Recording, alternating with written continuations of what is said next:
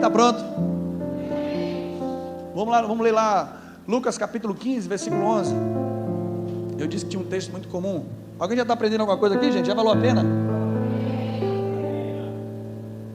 Só leia comigo a primeira palavra, vamos lá.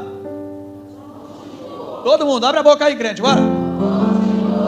Muito bom. Continuou significa que eu não posso ler ou interpretar esse texto a partir do que vem a seguir. Eu preciso saber o que ele continuou. Eu preciso saber o contexto daquilo ali. Eu preciso saber com quem ele estava falando e por que ele estava falando. Ele está concluindo um assunto. Então eu não posso simplesmente começar daqui. O que todo mundo fala. Certo homem tinha 2 filhos. O filho pródigo. Uma correção já de início. A palavra pródigo não está na Bíblia. Está no título, que foi acrescentado pelo tradutor. E pródigo não é perdido. Pródigo significa aquele que desperdiça os bens.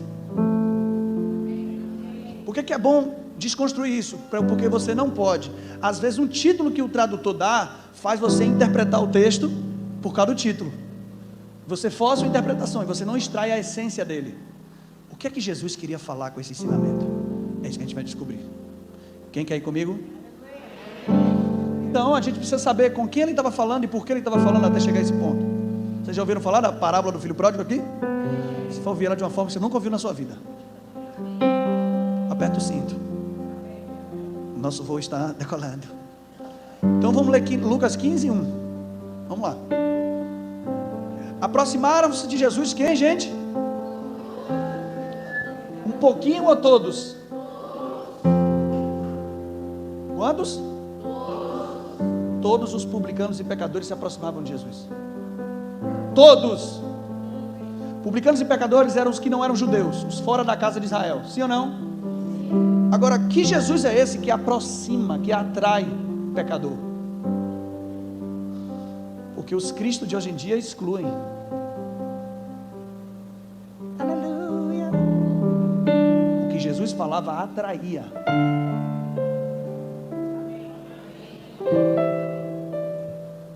Gostei daqui, aleluias, amém. Fechou o pacote. Se aproximaram todos os publicanos e pecadores. Para quê, gente? Para sim ou não?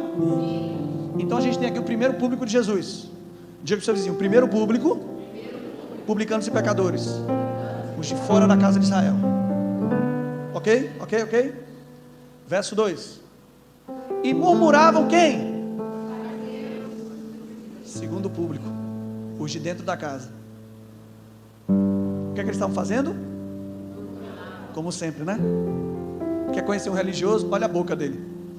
Se vive reclamando de tudo, tudo é ruim, a música foi ruim, a pregação está ruim. Você está fazendo o que aqui, seu chato? Vai embora. Ninguém suporta você não. Vai assistir os gols do Fantástico. Fica aqui não, seu chato. Murmuravam os fariseus e os escribas, dizendo: este recebe e come recebe pecadores e come com eles. Então incomodou o fato de Jesus estar atraindo o pecador. Então nós temos aqui 2 públicos, sim ou não, gente? Primeiro, qual é o primeiro? Publicano e os de fora da casa. E o segundo público? Digo, os de dentro da casa. Parece que eu estou brincando, mas eu estou botando um negócio aqui lá na frente, você vai entender, ok? Então a gente tem o público de Jesus e o motivo que levou Jesus a trazer o ensinamento. Qual é o motivo?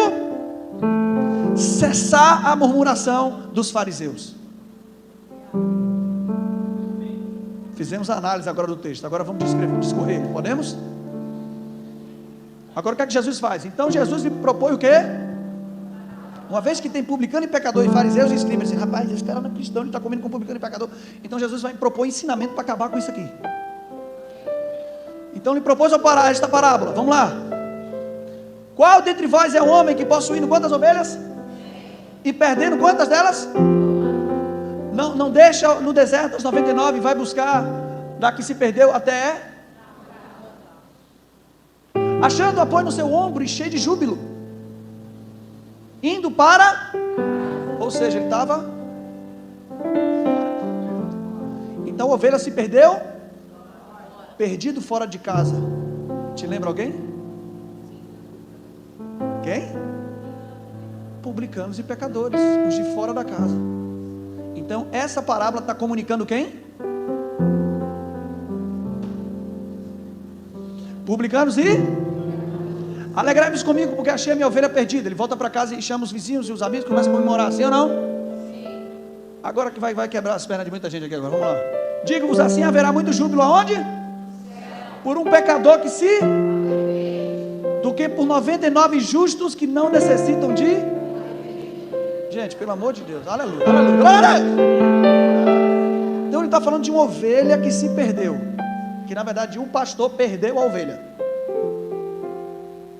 Ele vai lá, ele, o pastor, encontra a ovelha, o pastor pega a ovelha, bota no ombro, o pastor traz a ovelha para casa, festeja, e Jesus diz, há festa no céu quando um pecador se arrepende. Você falou amém, mas você não entendeu nada. Porque a minha pergunta é, o que é que a ovelha fez para demonstrar que ela se arrependeu? Só diz uma coisa que a ovelha fez, se perdeu. Não diz nem que a ovelha deu um mé. Segundo o nosso padrão de arrependimento religioso, que é mudança de atitude, e que se arrepender dos seus pecados, o que a sua ovelha fez para demonstrar isso? Você percebe que o mérito é todo do pastor? Ah, verdade, irmão. Entenda uma coisa, por que a ovelha, Jesus compara esses publicanos e pecadores que estavam querendo comer com ele, a uma ovelha que se perdeu? E por que a imagem de ovelha? Porque a ovelha, ela não consegue voltar para casa sozinha, ela é um animal que não enxerga bem, ela precisa sempre do auxílio de um pastor para conduzir ela ao lugar onde ela deve estar. Se a igreja visse o pecador dessa forma, meu Deus do céu, oh Jesus Cristo. Então entenda, o fato dela, ela ser conduzida ao lugar onde ela não deveria ter saído, não foi uma atitude dela de querer voltar, mas foi o desejo do pastor de ter ela com ele. Isso para Jesus é arrependimento, ou no grego é metanoia, meta, mudança, noia, mente. Então entenda, porque a gente só conduziu metanoia como mudança de mente com relação ao pecado, mas existem vários tipos de metanoia, e uma delas é mudança de mentalidade a respeito de quem é o meu pastor.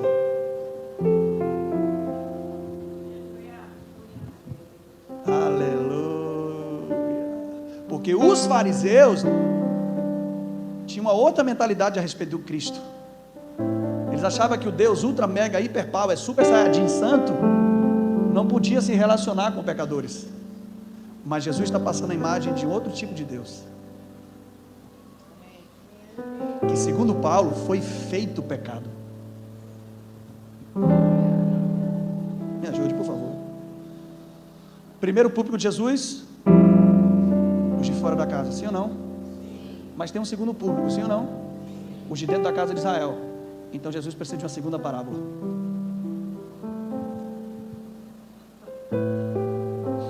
Oito. Ou qual é a mulher que tendo quantas dracmas? 10. Te lembra alguma novela? 10 mandamentos. Assistiu, né? Quantas dracmas? 10. Se perder, não acende a candeia, varre o quê? Varre a? Então a dracma se perdeu aonde? Está fazendo sentido para você, gente? O primeiro se perdeu fora de casa. Qual é o primeiro público de Jesus? Fora da casa de Israel. O segundo agora, perdido dentro de casa. Qual é o segundo público de Jesus? Fariseus, os de dentro da casa. Faz sentido agora para vocês? Não é, eu estou falando alguma coisa nova, não é simples, é só interpretar de forma correta. Então ele está comunicando por de dentro e por de fora. Então ele diz, varre a procura diligentemente até o quê? Você entende que agora, ao invés de usar a figura de um pastor, ele usa a figura de uma mulher? Porque está falando de uma nação perdida entre os 10 mandamentos. Se perdeu logo no mandamento de amar o próximo. E essa nação vai ter que fazer o quê? Vai ter que ter a casa purificada, varrida, e vai ter que receber iluminação, acender a candeia, a iluminação do entendimento a respeito de quem Deus é. 4, aleluia, o resto não está entendendo nada, né? Vamos seguir. 9. E tendo achado, reúne as amigas e as vizinhas, dizendo: alegrai-vos comigo, porque achei a dracma que eu tinha o quê? Aí Jesus vai dizer outro. 10. Eu vos afirmo que de igual modo haverá júbilo diante dos anjos de Deus por um pecador que se... Jesus chama isso de arrependimento. Que agora não tem nada a ver com a dracma, tem a ver com a dona da casa. Por um pecado. Isso aqui confronta muito fariseu, por quê? Os fariseus sabiam que Jesus estava falando com eles. Eles estavam condenando Jesus por comer com publicano e pecador. Mas através dessa parábola é como se Jesus lançasse uma indireta para eles. O religioso, se eu não comer com pecador, eu vou comer com quem? Entendeu não, né? Porque naquela época todo mundo estava debaixo de pecado. Jesus não tinha morrido e ressuscitado ainda. Então se eu não comer com pecador, eu vou comer com quem? Se todo mundo está debaixo de pecado. O problema aqui é o que o religioso faz. Ele acha que a sua roupa é diferente, ele é superior ao outro. A sua prática é nada se o seu coração não for transformado.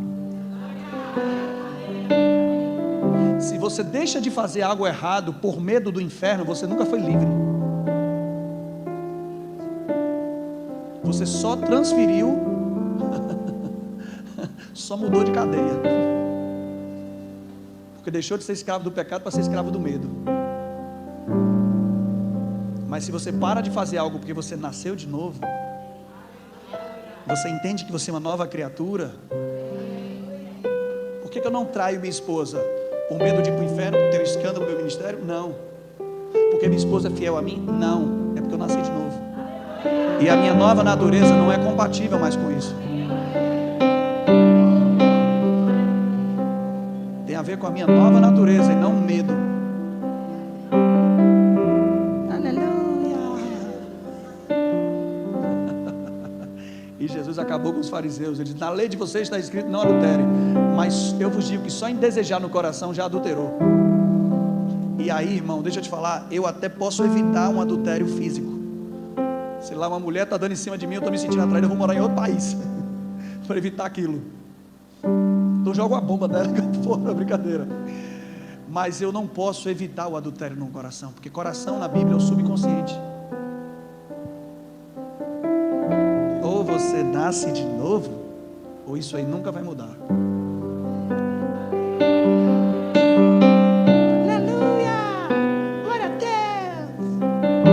A lei dizia: não adulterarás, mas ela nunca dava capacitação para você fazer isso.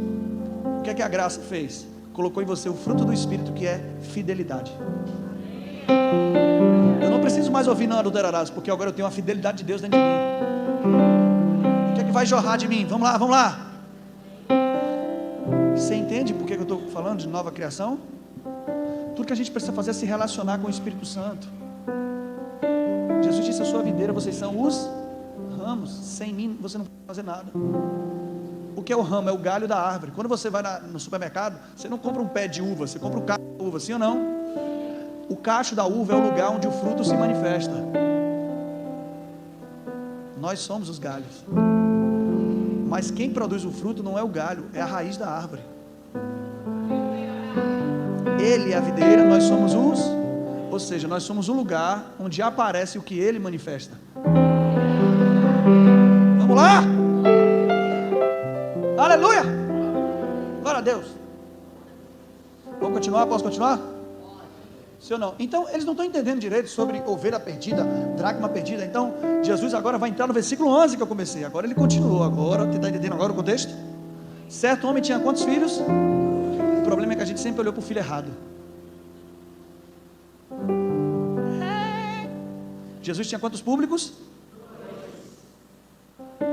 Ele não falou de um filho só, cabeção. Ele falou de quantos? Então tem algum manto aí. Quem está preparado, gente? Essa é uma pregação que muita gente vai me amar mais, mas tem gente que vai sair com raiva de mim, porque eu vou denunciar o seu farisaísmo hoje. Nessa pregação tem gente que vai dar formiga na cadeira.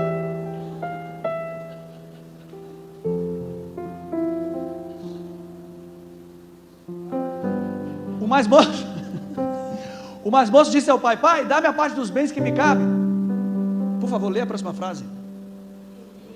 Não, leia com calma. E ele, vamos lá, a terceira palavra ali, todo mundo fala a terceira palavra. Não, terceira, lhes, singular ou plural? Singular ou plural? Ele lhes, então ele não repartiu para um só, lhes. Ah, então o mais velho também pegou uma parte? Quem concorda comigo, gente, por favor? Nunca te contaram essa parte. Lhe repartiu os haveres. Passados não muitos dias, o filho mais novo, ajuntando tudo que era seu, partiu para uma terra distante, lá dissipou todos os seus, vivendo dissolutamente. Depois de ter consumido tudo, sobreveio àquele país uma grande fome, e ele começou a passar o quê? Então ele foi e se agregou a um dos cidadãos daquela terra, e ele te mandou para os seus campos aguardar o quê? Diga, porcos. Diga para o seu vizinho: assistir Peppa Pig é pecado. Não, brincadeira, gente, é brincadeira. Ali desejava ele fartar-se das alfarrobas que os porcos comiam, mas ninguém lhe dava nada. Meu Deus, olha para mim aqui. Jesus está contando uma parábola. Essa história não existiu, mas ele está usando uma imagem figurada a respeito, porque ele está querendo explicar por que os publicanos e pecadores tinham tanto desejo de comer com ele. Então ele está explicando aqui a origem do pecado. É como se ele dissesse, ele sabia que o judeu considerava o porco um animal hiper mega power imundo. Então ele diz, olha a que ponto a humanidade chegou, a desejar comida de... Só que aí a religiosidade, ela vai fazer o quê? Olha para isso, o cara está desejando comida de porco. Só que o desejar comida de porco não é a fonte, é o resultado de se desconectar do Pai. Quem está entendendo isso aqui? Ele falou algo interessante, ó. Ele pediu a parte dos bens, ele pediu a herança dele. Então ele está dizendo o seguinte: a partir de hoje eu quero ser o administrador da minha própria riqueza, não mais você. O pai deixa de ser o provedor dele.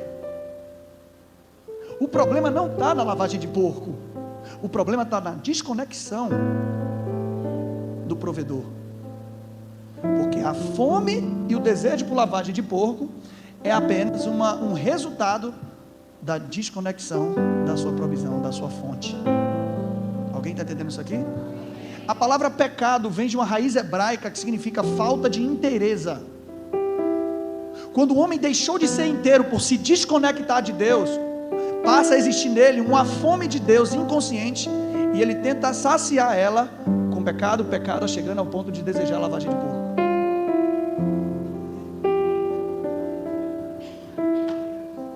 Então é isso que Jesus está... Eles estão com fome, porque eles foram desconectados do Pai através do pecado de Adão.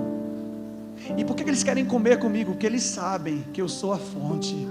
Eles sabem que o que eu tenho a oferecer vai reconectar eles. Aleluia! Vamos lá, gente. Quem está entendendo isso?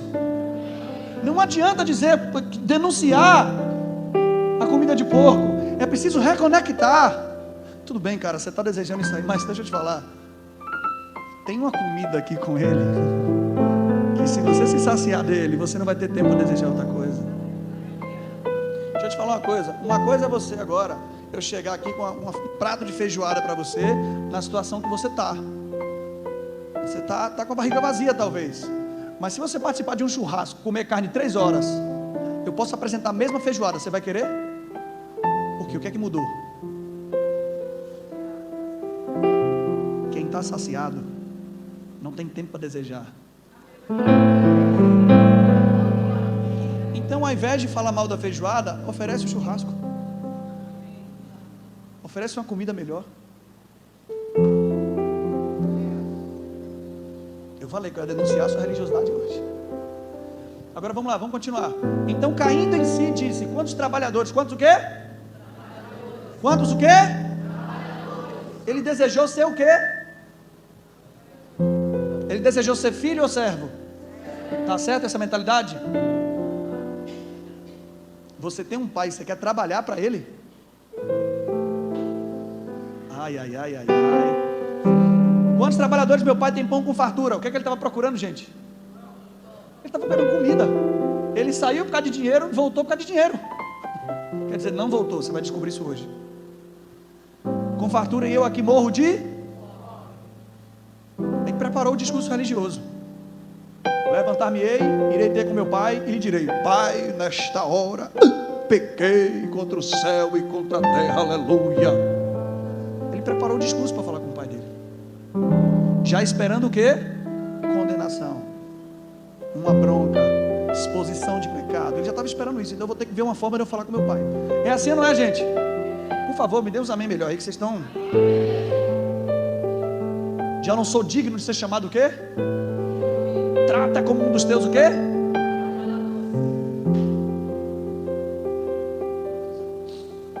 Vinte. Levantando-se foi para... Agora essa parte aqui que você nunca se atentou. Vinha ele ainda, quando seu pai o avistou, e compadecido dele, correndo o abraçou e o... Meu Deus do céu. Não está dizendo que ele voltou para casa, está dizendo que ele até começou, mas o pai viu ele de longe e o pai foi até ele. Aqui Jesus está expondo. Olha o pastor aqui, ó.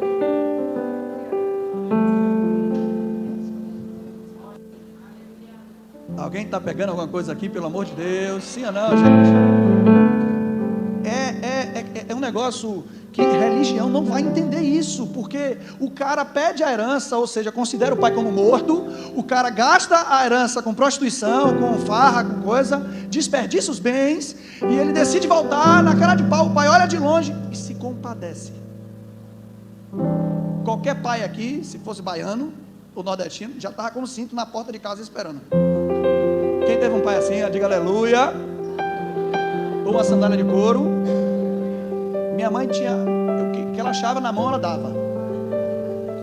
E a maioria das vezes eu fiquei traumatizado. Tinha uma extensão laranja, uma extensão de 2 metros. Ela dobrava do meio e dava. Minha alma saía e voltava. Porque não era uma pancadinha aqui, meu irmão. Como era 1 metro, ela dava uma volta. Chilepe, pá, e parava aqui. A alma ia, voltava e eu... Uai! Ou então a mangueira da máquina de lavar. Eu lembro tudo isso. E aí eu fiz um acordo com meu irmão: vamos esconder essa mangueira. Foi a pior decisão que eu tomei na minha vida. Porque quando ela foi lavar a roupa, foi água para tudo quanto é lado. Te apanhou dobrado. Deu certo não. Qualquer pai, se o filho errou, a mentalidade dele é: eu vou te castigar. Mas Jesus está passando a imagem de um pai que se compadeceu. Gente, faz sentido se compadecer de alguém que só fez besteira? Por que a gente não consegue entender? Porque o Deus que foi passado para a gente,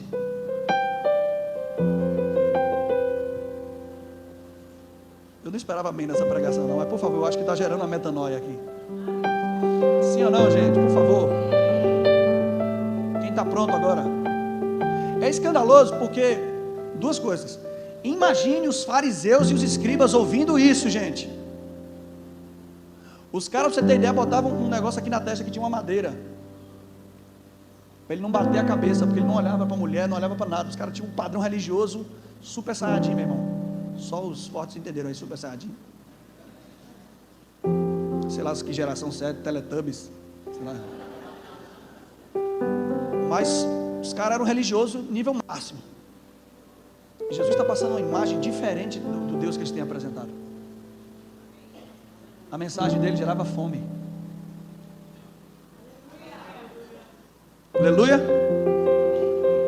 Agora imagine o fariseu ouvindo. Ele está acostumado a ouvir sobre um Deus que é santo, santo, santo. Jesus passa a imagem de um Deus que se compadece de um pecador, não leva ele para o inferno, mas se compadece dele, a ponto de correr ao encontro dele. Primeiro princípio aqui que a gente vai destacar: naquela época não havia calça, não havia calção. Os homens usavam aquelas batas grandes, vestidões. Por favor, mulheres, me ajude. Dá para correr bem de vestido? Sim ou não? Para você correr, você tem que fazer o quê? erguer.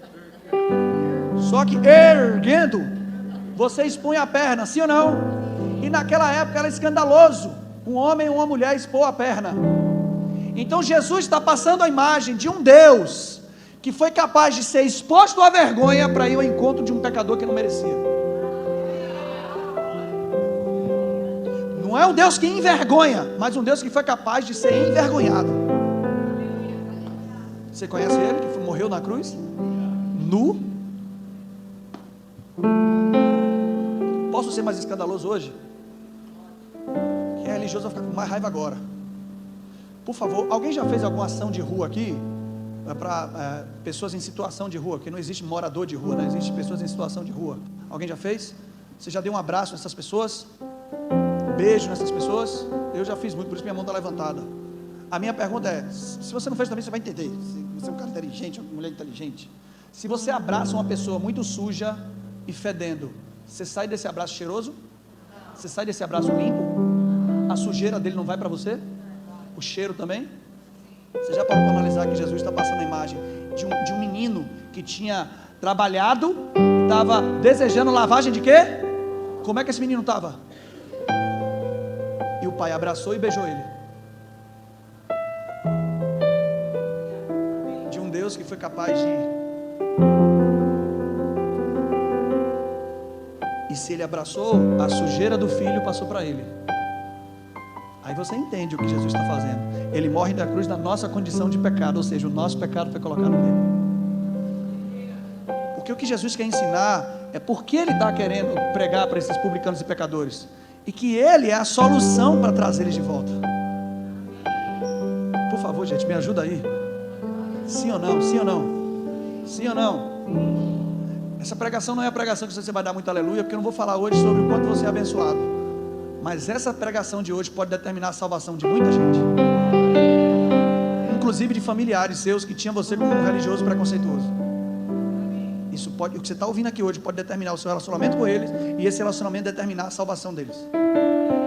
6 amém. Você não está preocupado com isso mesmo? Então vamos seguir. 21.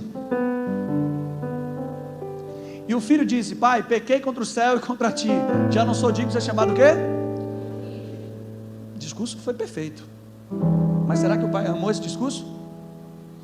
O pai, porém, disse aos seus servos, o filho disse: trata-me como dos seus servos. O pai ignora e olha para os servos e diz: sirvam a ele.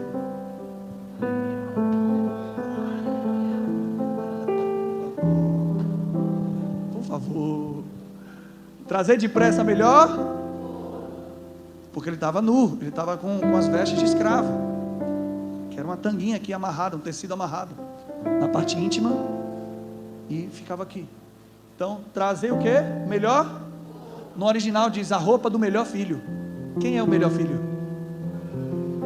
É coincidência que Jesus diz essa parábola que o filho pecador foi vestido com a roupa do melhor filho, e ele na cruz foi despido da sua roupa? Roupa fala de condição de justiça, condição aceitável. Nós fomos revestidos de Cristo, revestidos de poder, que é o contrário de vergonha, que é condição de nudez. Por que eu não posso mais sentir vergonha diante de Deus? Porque eu estou vestido de Cristo. Outra coisa aqui, ó, põe um anel no dedo e a sandália nos pés. Diga anel. Por favor, anel coloca onde, gente? O dedo na mão, sim ou não? A sandália bota onde? Então nós temos 2 membros aqui, mão e pé. Os 2 membros do corpo de Cristo que foram receber perfuração de prego. Posso ser escandaloso? O anel tinha um selo, que é por onde eles compravam e vendiam. Ou seja, o filho gastou, no caso ali, 1/3 da herança. O pai agora, sem ele merecer, sem ele se arrepender, porque não vem me dizer que isso aqui é arrependimento, não. O pai bota um anel no dedo, tipo, agora eu te dou direito a gastar tudo, se você quiser.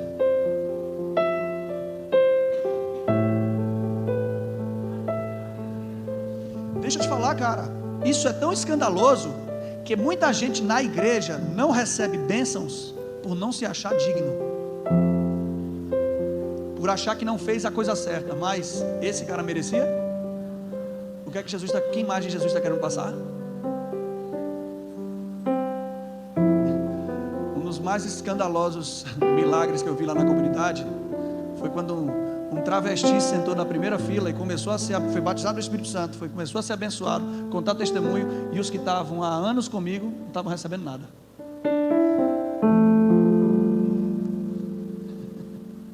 Porque ele sabia que ele não era abençoado por merecer, é só porque Deus ama ele. Mas os outros não, aprenderam religião e acham que é porque vão para a igreja que vão ser abençoados, é porque dão dinheiro para a igreja que vão ser abençoados, é porque não erra, porque é perfeito que Deus vai abençoar. Não, você não compra Deus com a sua obediência. Você não obedece para ser abençoado, porque se você também faz isso, você não é livre. Um amém só. Aí, tá vendo? Falei. Vamos continuar, porque tem um outro filho. Trazei também e matai o que, gente? Um novilho cevado, comamos e... Jesus é muito específico, ele usa a sandália só para bater de frente com os fariseus. Por quê? Porque os fariseus lembravam do episódio lá em Êxodo, que quando Moisés se apresentou, Deus falou o quê? Moisés, tira a sandália porque o lugar é santo. Aí Jesus está apresentando um pai que manda botar uma sandália no filho que não merecia. Diga, a antiga aliança tinha que tirar a sandália porque o lugar é santo. A nova aliança, Deus coloca uma sandália no pé, porque agora é você que é santo. Outra coisa, novilho aqui é o bezerro cevado. O que é que o povo de Israel adorou no deserto? Aqui Jesus manda matar, vira churrasco. Deixa eu te falar, a parte mais importante dos objetos que o filho recebeu é essa aqui. Porque ele voltou, não foi por causa da roupa, nem por causa do anel, nem por causa da sandália. Ele voltou porque estava com... E o que é um bezerro cevado? É um animal que é engordado e bem nutrido para morrer em dia de festas e reconciliação ou casamentos. Você conhece alguém que foi preparado para morrer? Na ceia do Senhor você faz o quê? Você come a carne, o corpo dele. Por favor, gente. Estão comigo, gente? Então ele vai fazer o que agora? Comamos e... Diga para o seu vizinho, Deus gosta de festa. Se você entendesse o quão poderoso é o fato de você ser salvo hoje, você fazia festa todo dia.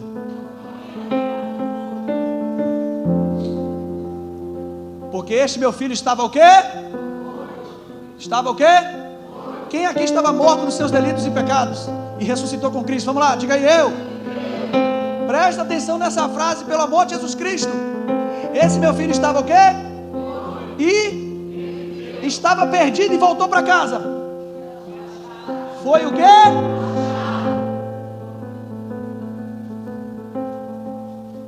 Essa versão é da igreja, viu? Não é minha não, eu não botei esse versículo agora não, tá?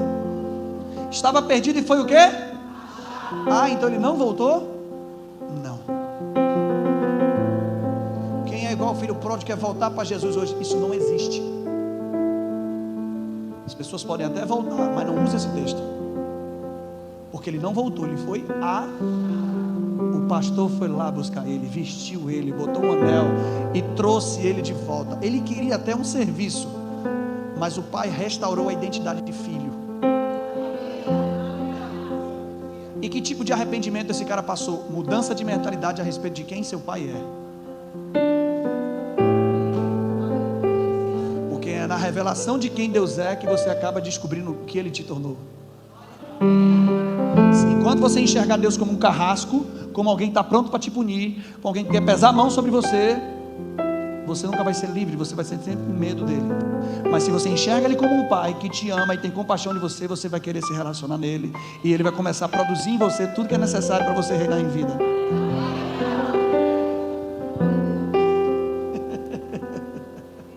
E começaram o quê? Acabou a parábola? Acabou o ensinamento?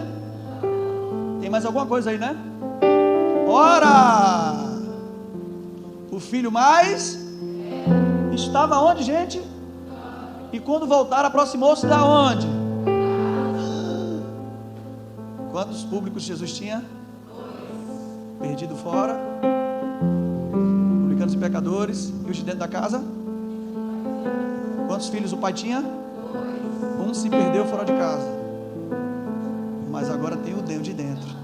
Você entendeu? Porque a gente sempre olhou para o filho errado.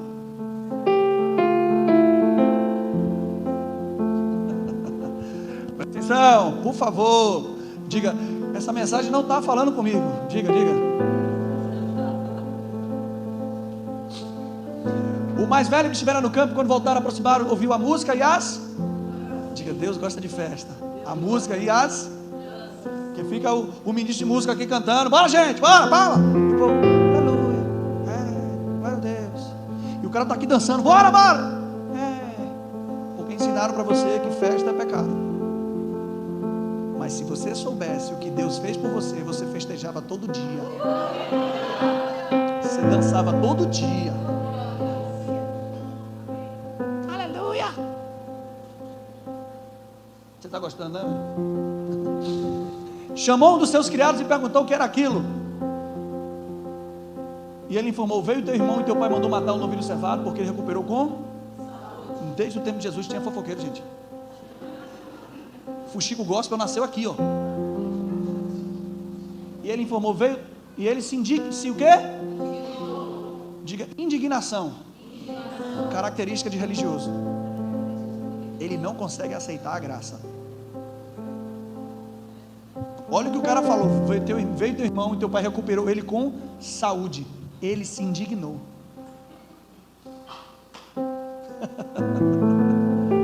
Por favor, gente, me ajuda aí. E não queria entrar. Saindo, o pai procurava o quê? O pai teve que reconciliar, porque ele se negou a entrar Um pai teve que sair da casa e ir lá buscar. O outro ele teve que ir na casa chamar ele para entrar na festa. Por isso que a parábola do filho pródigo, o título, faz você focar só no mais novo. Mas aqui é a parábola dos filhos perdidos.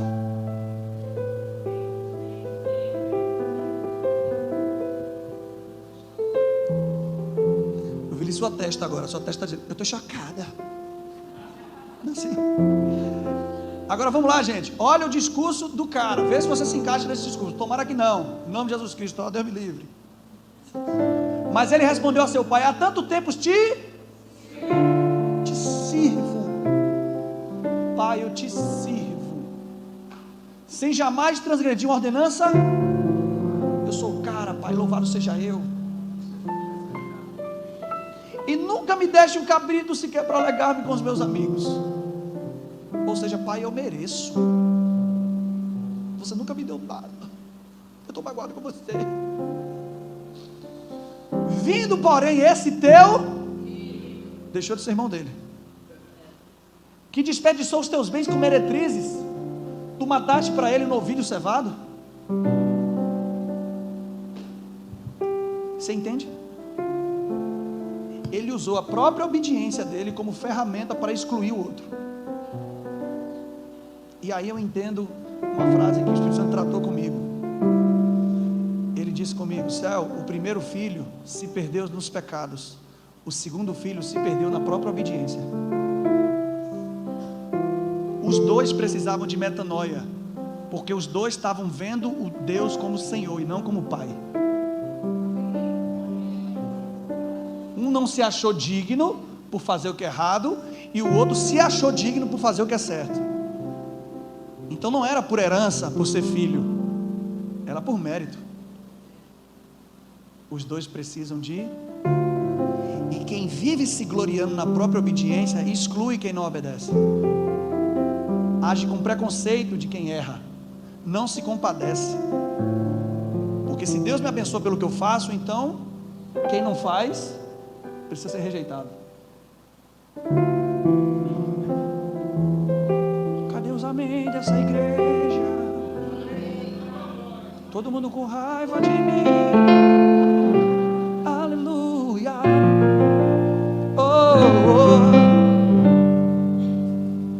Adoro. Qual é a resposta do pai? Então respondeu o pai: meu filho, quebrou tudo. Só isso aí já quebra.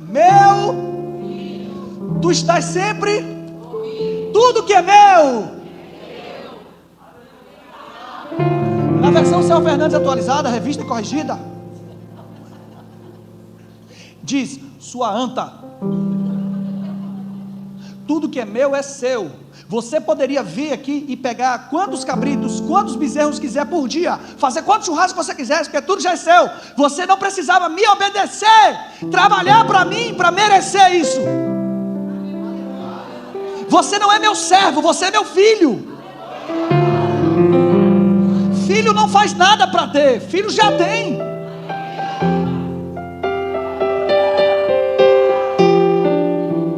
A maior mediocridade de um cristão é saber que Jesus morreu e que Jesus já abençoou ele com toda a sorte de bênção, e ele tentar fazer alguma coisa para merecer o que Jesus quer dar de graça.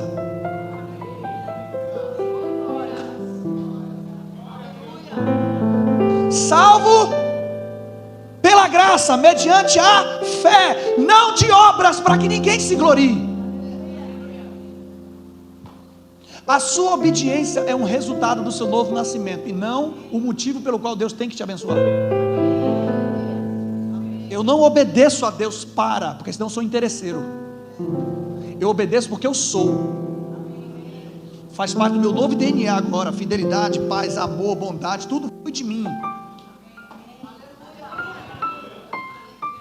Não adianta você chegar a Deus: eu fiz tudo certo, por favor me abençoe.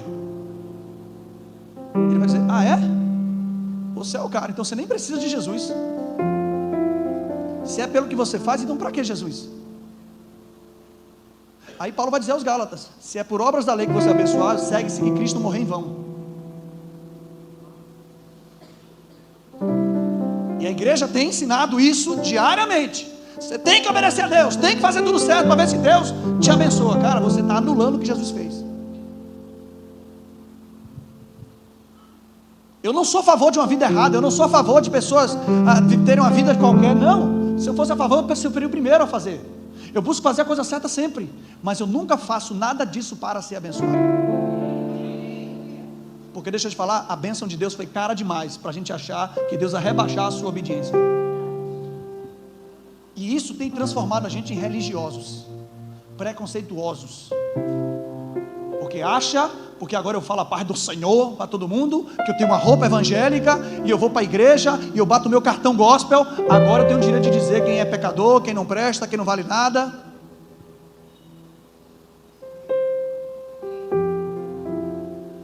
Um aleluia, ela botou baixinho para ninguém ouvir o aleluia dela.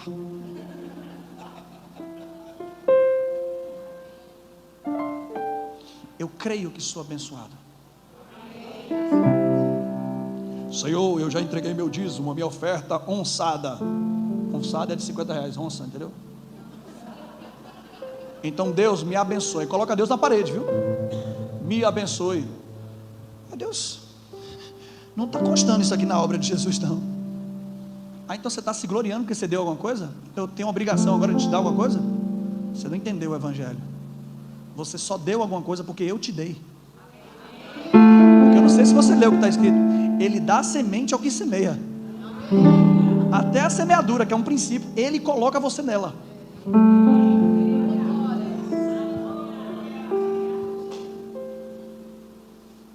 Aleluia.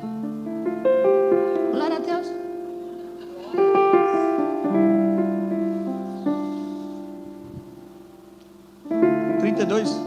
Entretanto era preciso que nos regozijássemos e nos alegrássemos, porque esse teu irmão, Deus corrigiu, estava morto e estava perdido e foi achado. Sim ou não, gente? Tudo que eu quero nessa noite é fazer você olhar o pecador de forma diferente. Isso mudou minha vida. Eu discordo de tudo quanto é prática, mas eu amo as pessoas. Estava conversando hoje. Eu quero cantar uma música que reconcilie pessoas. A nossa música chamada gospel, ela não influencia a sociedade. Ela espelha, ela exclui. É uma música para um nicho só, para um grupo só para crente. E se a igreja não influencia a sociedade, a própria sociedade se auto-influencia. Com canções de nudez, de prostituição e por aí vai.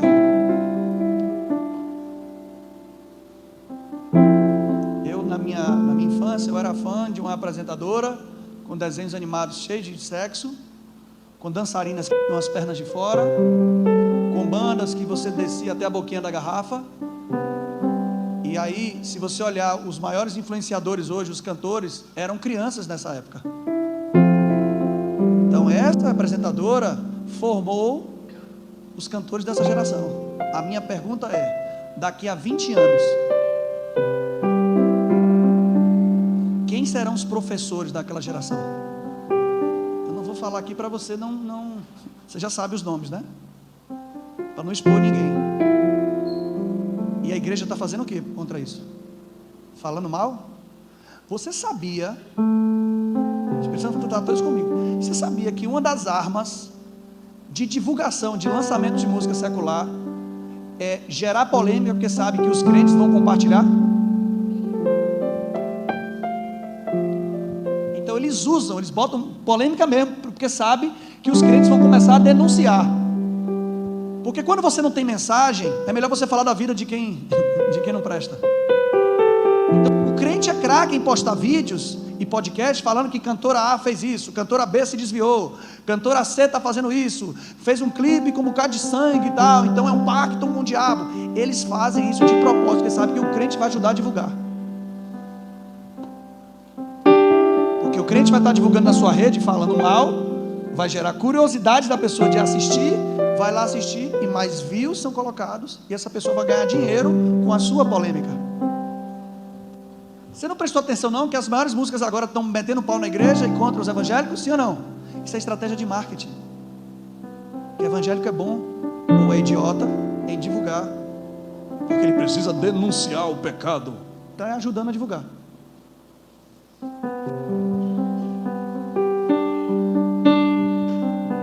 Então a gente não comunica nada melhor do que eles estão oferecendo.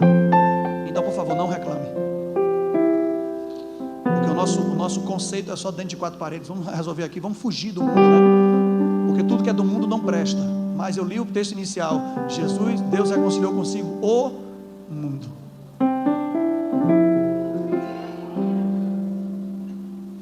Vamos proteger os nossos filhos do mundo? Não, vamos preparar eles para influenciar.